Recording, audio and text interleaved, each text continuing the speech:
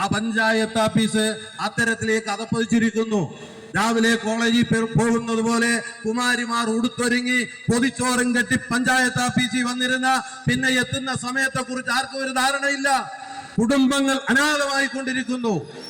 അവരുടെയൊക്കെ ജീവിത രീതികൾ ഒന്ന് പരിശോധിക്കണം. അതിൽ പലരെയും സ്ഥാനാർത്ഥി പോലും ആക്കാൻ കഴിയാത്ത തരത്തിലേക്ക് അതപ്പതിച്ച ശബ്ദം കൂടും.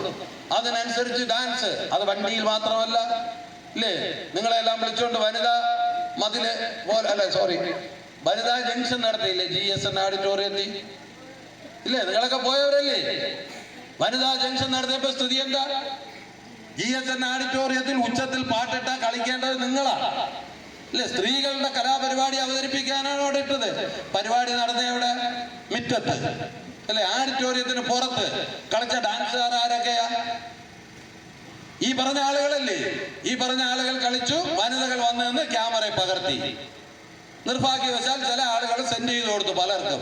പിറ്റേന്ന് കള്ളിക്കാട് പഞ്ചായത്ത് മുഴുവൻ അതും പടർന്നു, ഇല്ലേ? ഇത്തവണ അങ്ങനെ പരിപാടി ഇട്ട് അത് തിയേറ്ററിലേക്ക് ഒതുക്കി. പോട്ടെ, അത് അവിടെ നടന്നില്ല എന്ന്. കാരണം ദിലീപിന് സുഖമില്ലാതെ. അതൊക്കെ മനുഷ്യത്വപരമായ കാര്യം. സുഖമില്ലാതായാൽ പിന്നെ വന്ന് ഡാൻസ് കളിക്കാൻ പറ്റില്ല. അയാൾ മെഡിക്കൽ കോളേജിൽ പോയി. ബാക്കിയുള്ളവർ കളിക്കാനും നിന്നില്ല.